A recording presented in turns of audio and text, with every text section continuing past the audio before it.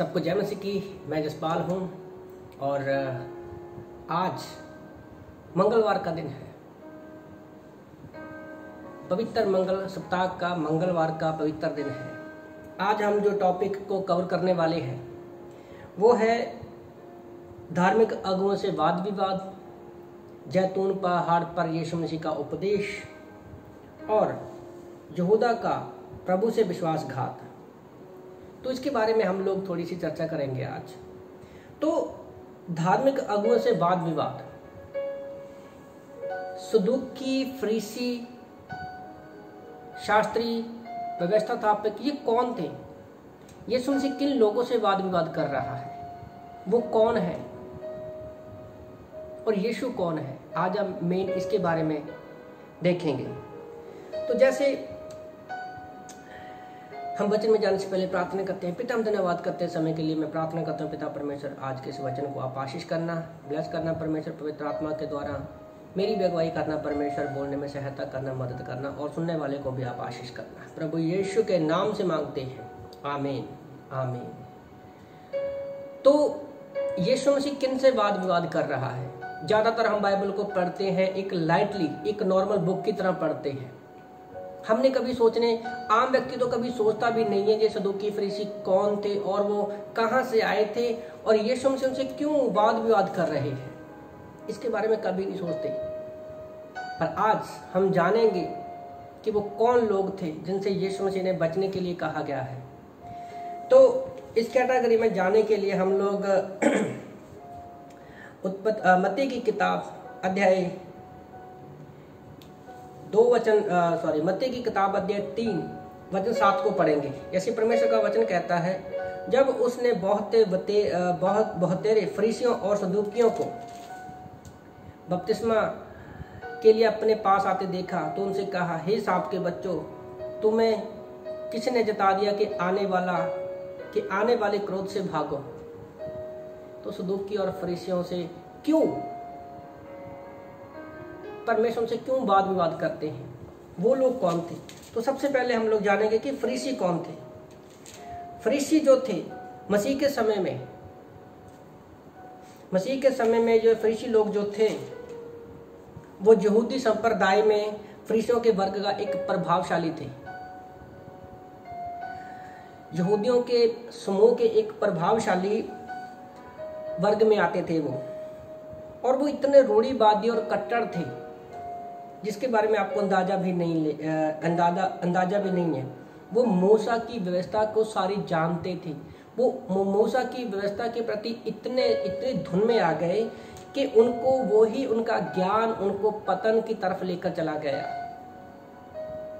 सदूकी और फरीसियों को फरीसी जो थे उनका ज्ञान उनको पतन की ओर लेकर चला गया, और उनको लगता था ये जो कानून और नियम उन्होंने बनाए हैं वो स्वयं को धार्मिक व्यक्ति मानते थे।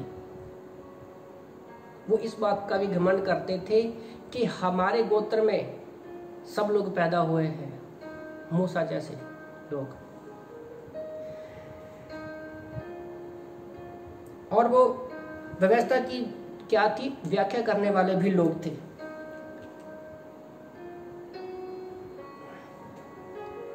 वो पूरे पवित्र शास्त्र को जानते थे। मत्ती की किताब अध्याय 23 वचन 2 के अनुसार वो सारे के सारे जो फरीसी थे वो पवित्र शास्त्र को जानते थे। लूका की किताब अध्याय 18 वचन 12 के अनुसार बुद्ध श्वास भी देते थे, और मत्ती की किताब अध्याय 9 14 के अनुसार वो लोग क्या थे, उपवास भी रखते थे और प्रार्थना भी करते थे। मार्कुस की किताब अध्याय 12 वचन 40 के अनुसार, पर वो सब के सब क्या थे, पखंडी लोग थे। मत्ती की किताब अध्याय 23 वचन 15 के अनुसार, और वो अपने आप को आत्मधर्मी मानते थे। लूका की किताब अध्याय 18 वचन 9 के अनुसार, और यीशु मसीह को सताने वाले लोगों में से वो सबसे आगे थे। मत्ती की किताब अध्याय 9 वचन 3 के बारे में हम लोग देखते हैं। तो अगर हम इन देखें कि वो दशवां देते थे, प्रार्थना करते थे, उपवास रखते थे, अपने आप को आत्मधर्मी मानते थे। आज हर कोई व्यक्ति इनके जैसा बन सकता है। जिसके पास थोड़ा सा ज्ञान है वो अपने आप को धर्मी मानता है। लोग समझते हैं कि हम अपने कामों के द्वारा क्या है, परमेश्वर को खुश कर सकते हैं, जबकि ऐसा नहीं है। हमारे अच्छे काम जो है हमें स्वर्ग नहीं ले जा सकते। दूसरी कैटेगरी में आते हैं जिनसे वो वाद विवाद हो रहा था आज के दिन, मंगलवार के दिन, वो था सदूकी लोग। जैसे फरीसियों के बारे में हमने जाना कि वो कौन थे, सदूकी लोग कौन थे। सदूकियों की सभ्यता, ये लोग जो थे याजकों और उच्च वर्ग के लोगों में ये गिने जाते थे।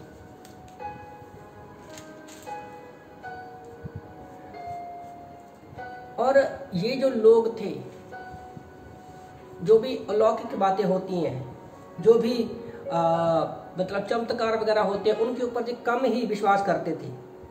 और ये देह के पुनरुत्थान और दंड व प्रतिफल एवं स्वर्गदूतों के अस्तित्व को, ये लोग ना तो पुनरुत्थान को मानते थे, ना ही स्वर्गदूतों को मानते थे कि वो है।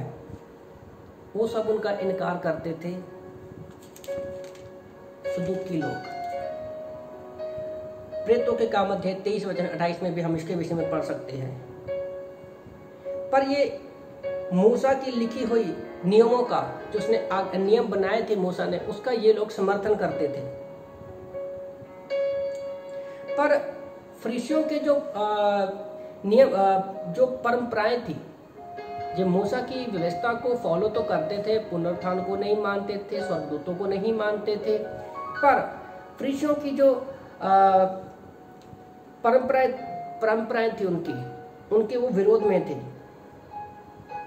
और इनका जो पूरे का पूरा दल था, जेरूसलम में महायाजकों के परिवार से वो संबंधित था।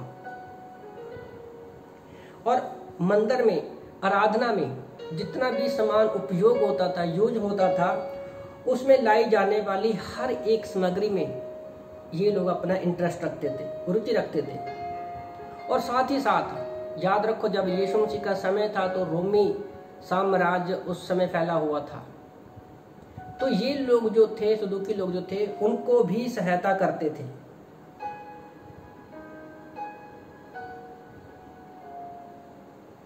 पर सबसे बड़ी बात, फरीसियों और सदूकियों में एक चीज कॉमन थी कि वो भी कट्टर विरोधी थे, यीशु मसीह को सताने वाले थे। और ये लोग भी यीशु मसीह को सताने वाले लोग थे। और यीशु मसीह ने इनकी काफी बदसरना भी की है, काफी इनको डांटा भी है। जैसे पहली कैटेगरी में हम लोगों ने देखा कि सदूकी कौन है, फरीसी कौन है।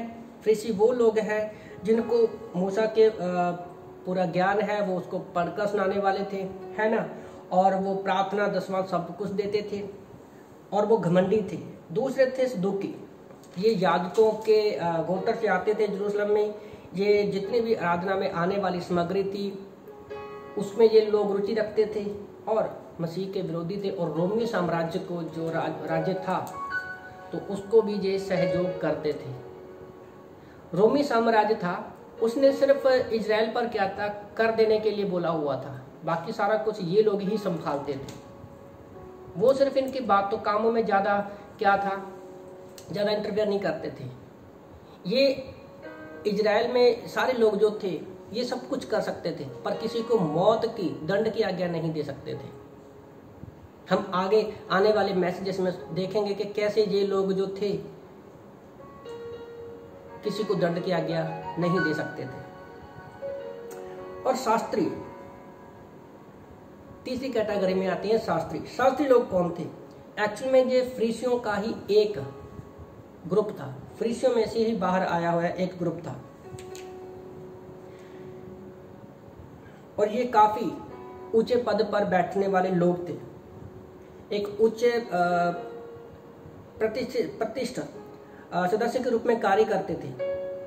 और ये व्यवसायिक छात्र और व्यवस्था जो लिखी गई है और जो परंपरागत है उसके प्रति शिक्षक थे। इनके खुद के चेले भी थे और ये लोगों को सिखाते भी थे। ये व्यवस्था को जो लिखी गई थी उनको सिखाते भी थे, और इसलिए इनको क्या है, व्यवस्थापक कहकर भी पुकारा जाता है। और इनको महासभा में न्याय करने के लिए, जैसे आज हमारा कोर्ट है ना, उस तरह से ये लोगों का न्याय भी करते थे और उनकी सारी जिम्मेवारी, न्याय करने की लगभग जिम्मेवारी भी इनको सौंपी गई थी।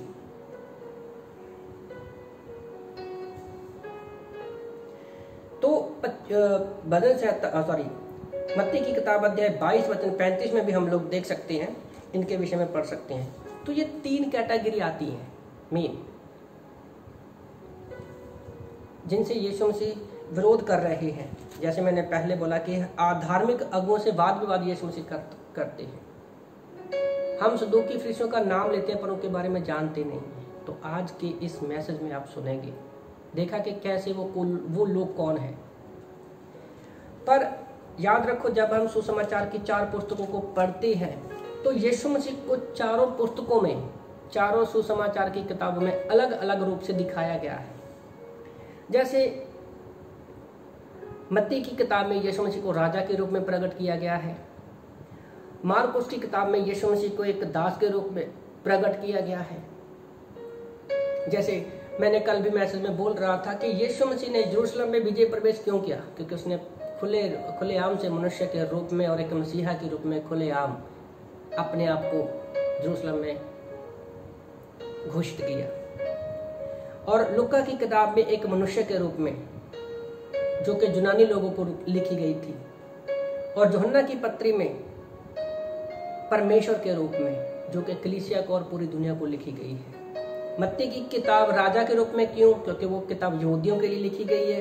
मार्कुस दास के रूप में क्यों, मार्कुस की किताब में यीशु मसीह को दास का रूप क्यों, क्योंकि वो रोमियो को लिखी गई है। लूका की किताब में यीशु मसीह को मनुष्य के रूप में क्यों दिखाया गया है, क्योंकि वो यूनानी लोगों को लिखी गई है। और यूहन्ना की पत्री में कलीसिया को, हमको मतलब पूरी दुनिया के लिए वो लिखी गई है। और यीशु मसीह को परमेश्वर के रूप में दिखाया गया है। तो आज यहाँ पर जो जो लोग हैं वो धर्मशास्त्र से यीशु मसीह जो है वाद विवाद करते हैं। तो जैसे हमने जाना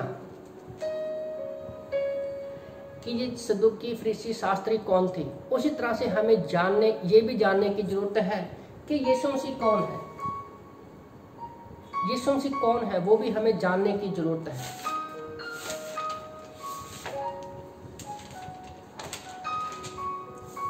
क्यों यीशु मसीह बहस कर रहे हैं हमसे, क्यों वो यीशु मसीह किस अधिकार से जो है उनसे वाद विवाद कर रहे हैं।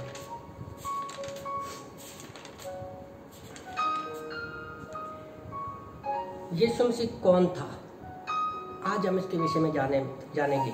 सबसे पहले तो यीशु मसीह एक भविष्यकर्ता था। भविष्यकर्ता कौन होता है? परमेश्वर अपने लोगों से बात करने के लिए भविष्यकर्ताओं को परमेश्वर ने इस्तेमाल किया था। पुराने नियम में हम लोग देखते हैं, जैसे एलिया, अलीशा, यिर्मयाह, यशाया, ये सारे भविष्यकर्ता आते हैं। भविष्यकर्ता का मतलब ये होता है कि परमेश्वर अपनी बात अपने लोगों को बताने के लिए क्या करता था, उनका इस्तेमाल करता था, भविष्यकर्ताओं को। मत्ती की किताब अध्याय 21 वचन 11 में गलील का भविष्यकर्ता, ओके। और यूहन्ना 6:14 में भी हम पढ़ सकते हैं इसके बारे में कि यीशु मसीह क्या था, एक नबी था। और यीशु परमेश्वर ने आखिरी बार लोगों से अपने पुत्र के द्वारा बात की थी, इब्रानी की किताब अध्याय 1 वचन 1 और 2 के अनुसार। दूसरा, यीशु मसीह कौन था? वो याजक भी था। याजक लोगों का काम क्या होता है? याजक लोग, जब लोग कुछ पाप करते थे, जब परमेश्वर से कुछ बात करना होती थी, वो लोग क्या करते थे? याजक के पास जाते थे और याजक जाकर प्रार्थना करता था, तो परमेश्वर से वो बात करता था। और यीशु मसीह हमारे लिए एक मसीह, एक याजक बन के आया, महायाजक बन के आया। अगर हम लोग देखें लेवी की किताब अध्याय 16 वचन 20-22 में, तो याजक को पहले अपने लिए परमेश्वर के आगे बलिदान चढ़ाना पड़ता था, फिर वो लोगों के पापों के लिए क्या था, बलि चढ़ाता था। पर यीशु मसीह हमारे पास एक ऐसा महायाजक है जिसको खुद अपने लिए बलि चढ़ाने की जरूरत नहीं थी, क्योंकि वो सिद्ध बलिदान बनकर हमारे बीच में आया था। वो कुंवारी मरियम के पेट में आया था। यूहन्ना 1:14 में हम लोग देखते हैं पवित्र आत्मा के द्वारा उसकी कोख को कवर किया गया था। उसके अंदर कोई भी पाप नहीं था। वो उस संसार के हस्बैंड वाइफ के रिलेशनशिप के द्वारा पैदा नहीं हुए थे। इसलिए यीशु मसीह जो था एक याजक भी था। और पहला यूहन्ना अध्याय 2:1 और 2 के अनुसार आज यीशु मसीह कहाँ पर है? वो स्वर्ग में है। रोमियो की किताब अध्याय 8:34-35 में उसके बारे में लिखा है कि वो हमारे लिए प्रार्थना करता है परमेश्वर के दाहिनी ओर। और आज यीशु मसीह हमारा क्या है? महायाजक है और हमारा एडवोकेट भी है। तीसरा, यीशु मसीह क्या है? वो न्यायी भी है। न्याय मतलब जज, न्याय करने वाला। जैसे अगर कोई पाप करता है तो उसके जांच पड़ताल करके उसको न्याय करना किसी का, तो यीशु मसीह क्या है? एक न्यायी भी था। यूहन्ना की किताब अध्याय 3:16-21 में हम लोग इसके विषय में पढ़ सकते हैं। यूहन्ना की किताब अध्याय 5:22-30 में भी हम पढ़ सकते हैं कि यीशु मसीह हमारे सब पापों के लिए एक न्याय बनकर भी आया।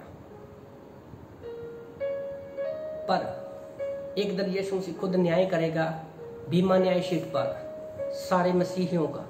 तो याद रखो, यहाँ पर भी बहुत से लोग जो है कंफ्यूजन में रहते हैं। बीमा न्याय शीट क्या है? वहां पर विश्वासियों का न्याय होगा। और याद रखो, यहाँ पर बीमा न्याय शीट पर किसी भी विश्वासी का उसके पापों के कारण उसका न्याय नहीं होगा, क्योंकि यीशु मसीह ने हमारे पापों के लिए सारा क्या है? दंड दे दिया है। हम लोग स्वर्ग में सुरक्षित हैं। हम कभी भी अपना उद्धार नहीं खोएंगे। बीमा न्याय शीट पर जो न्याय होगा, हमने धरती पर रहते हुए किस तरह से, किस मकसद से, किस उद्देश्य से काम किए हैं, वो हमें उसके अनुसार क्या है? हमें वहां पर इनाम मिलेगा। अगर हमने सारे काम धरती पर लोगों को दिखाने के लिए किए हैं तो वो हमारे घास फूस की तरह होंगे। अगर हमने परमेश्वर को खुश करने के लिए सारे काम किए हैं तो परमेश्वर उसका हमें इनाम देगा। और दूसरा है श्वेत सिंहासन, जिसका यीशु मसीह न्याय करेंगे। यहाँ पर क्या है? सारे अविश्वासियों का न्याय होगा जो परमेश्वर यीशु मसीह को अपना उद्धारकर्ता के रूप में ग्रहण नहीं करते हैं, क्योंकि स्वर्ग में हम लोग रहेंगे। नरक में अविश्वासियों को फेंकने से पहले उस जलती हुई झील में हमेशा के लिए वो लोग जाने वाले हैं। और जो क्या है, शैतान भी जाएगा। उनको बताया जाएगा कि क्यों तुम उस जलती हुई झील में जा रहे हो, तो उनका न्याय किया जाएगा। और याद रखो, जब ये न्याय होगा, जब याद रखिए हमारा रैप्चर हो जाएगा। रैप्चर मतलब हम लोग बादलों में उठा लिए जाएंगे। यीशु मसीह बादलों पर आएंगे। पहला थेसलोनिय अध्याय 4:16-17 के अनुसार क्या है? हम महाक्लेश से पहले सारे विश्वासी जो है उठा लिए जाएंगे बादलों में।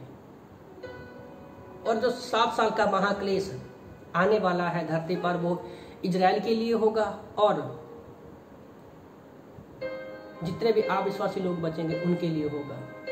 7 साल के महाक्लेश में 3.5 साल जो है शांति रहेगी, और 3.5 साल के बाद वो भयानक मंजर आएगा जिसके बारे में हम सोच भी नहीं सकते। आज का जो समय है वो अनुग्रह का समय है।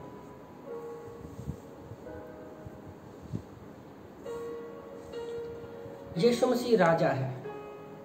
चौथा, यीशु मसीह राजा है। भजन संहिता 2:4-12 हम लोग पढ़ेंगे।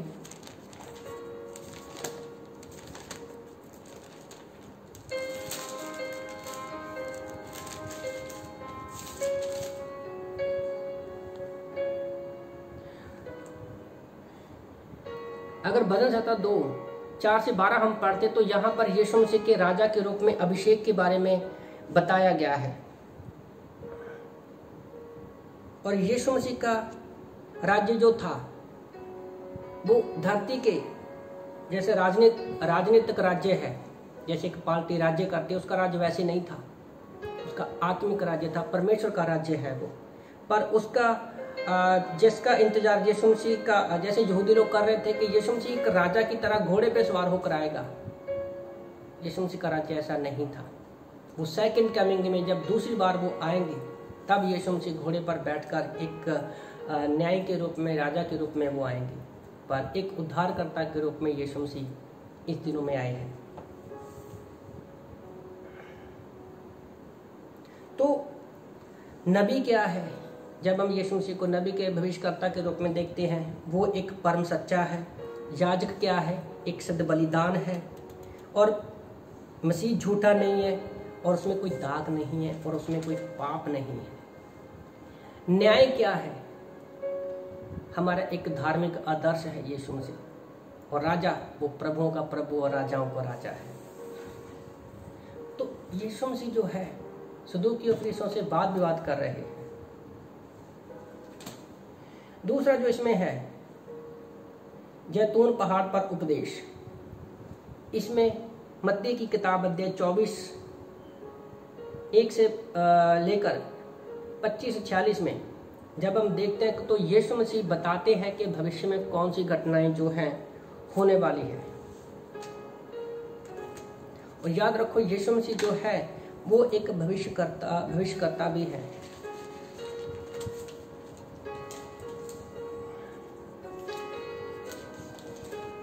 मत्ती 24 को लेकर बहुत सारे लोग जो है कंफ्यूज रहते हैं कि एक्चुअली में ये हो क्या रहा है। पर मैं आपको बताना चाहता हूँ कि यीशु मसीह भविष्य में आने वाली सारी बातों को क्या है वो बताते हैं। जैसे यहाँ पर हमें पता है कि मंदिर के विषय में यीशु मसीह बात कर रहा है। ये स्टोरी सबको पता है कि वो तो जो मंदिर बना हुआ था, चेले उसकी बात कर रहे थे, पर यीशु मसीह आत्मिकता में बात कर रहा था कि मैं 30 दिन डाल दिया जाएगा और मैं उसी को खड़ा करूंगा। पर इसमें एक चीज वचन जो है मैं पढ़ना चाहूंगा। मत्ती की किताब अध्याय 24 वचन 22 में लिखा है,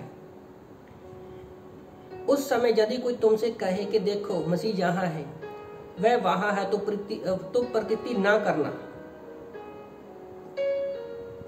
22 में लिखा, यदि वे दिन घटाए ना जाते तो कोई प्राणी ना बचता, परंतु चुने हुए के कारण वे दिन घटाए गए हैं।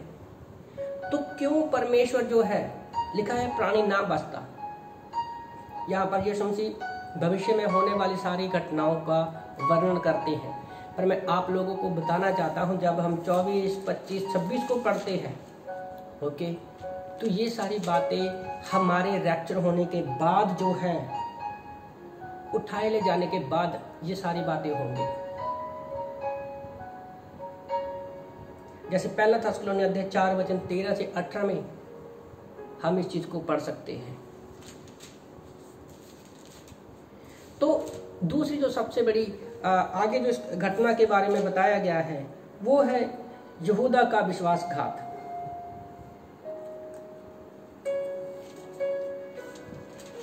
मत्ती की किताब अध्याय 26 में हम लोग जाएंगे।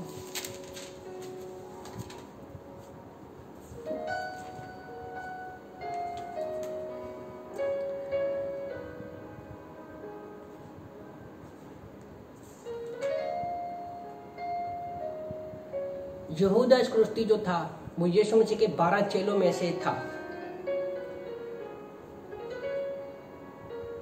और यीशु मसीह उसके बारे में जानते थे।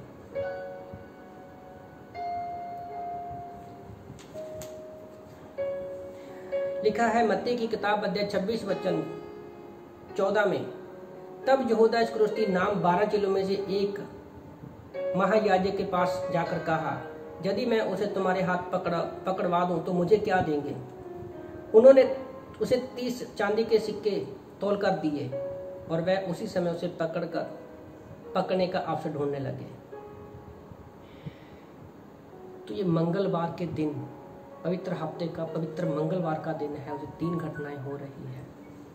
फरीसियों सदूकियों से परमेश्वर जो है वाद विवाद कर रहे हैं यीशु मसीह, और भविष्य की घटनाओं के बारे में वो बता रहे हैं। और सबसे बड़ी बात कि यहूदा इस्करियोती का क्या है? विश्वासघात कर रहे जाना। उसकी लाइफ से हम लोग देख सकते हैं कि आज हमारे साथ भी बहुत सारे लोग हो सकते हैं परमेश्वर के साथ रहते हुए भी यहूदा जो था वो यीशु मसीह को नहीं पहचान पाया। जो है ना, हम बाइबल में ये भी देखते हैं कि वो अपने पास एक थैली रखता था और उसे जो भी कुछ मिलता था क्या था, वो उस थैली में डाल लेता था। कहीं हमारी लाइफ यहूदा के जैसी तो नहीं है कि हम बाइबल करते हैं, यीशु यीशु कहते हैं, सब कुछ करते हैं, और हमारी सोच यहूदा की जैसी है। तो याद रखो, जैसे 12 चेलों को नहीं पता था कि वो कौन है व्यक्ति, पर यीशु मसीह जानता था। तो परमेश्वर जो है हमारे मन की बातों को जानते हैं। वो सदूकियों, फरीसियों, शास्त्रों के दिलों की बात को जानते थे, मन की बातों को जानते थे। तो यहाँ पर जो है मंगलवार के दिन, पवित्र मंगलवार के दिन यीशु मसीह जब उनका विरोध करते हैं और उनसे सवाल पूछते हैं, तो उनका वो ऐसा जवाब देते हैं कि उनका और आग भड़क रही है। तो यीशु मसीह की लाइफ आसान नहीं है। वो ये भूल गए कि यीशु मसीह राजा है, न्यायी है, महायाजक है, अपने घमंड की वजह से। तो हमें यीशु को जानना है कि वो कौन है। हमारा काम ये नहीं कि हमने संडे के दिन, पाम संडे है, खजूर की टहनियां ली, होजाना होजाना गाया, फ्राइडे के दिन क्या किया, यीशु मसीह क्रूस पर चढ़ाया गया, इमोशनली होकर क्या है, हम रो दिए। संडे के दिन वो जिंदा हो गया, उस दिन हम लोग खुशी खुशी जाते हैं। पर इन वीकली में क्या हुआ, क्या हमें पता है? क्या बाकी दिनों में भी हम यीशु मसीह को ऐसे ही जानते हैं? हमें एवरीडे परमेश्वर के पास आना है, उसको जानना है। और यीशु हमारा व्यक्तिगत परमेश्वर है, वो मुर्दों में से जी उठा है, वो व्यक्तिगत हमसे रिलेशनशिप रखना चाहता है। मैं आप लोगों को बताना चाहता हूँ, अगर कोई भी यीशु पर, अगर किसी ने विश्वास नहीं किया है, अगर कोई करना चाहता है, तो आप मेरे पीछे एक सिंपल सी प्रार्थना कर सकते हैं। अपने गुनाहों को याद करते हुए आप मेरे पीछे प्रार्थना कर सकते हैं। प्रभु यीशु, हम पापी हैं, हम अपने सारे पापों को मानते हैं, हम विश्वास करते हैं कि आप हमारे पापों के लिए मारे गए, गाड़े गए और तीसरे दिन मुर्दों में से जिंदा हो गए। प्रभु यीशु, आप हमारे उद्धारकर्ता हो, आप हमारे प्रभु हो।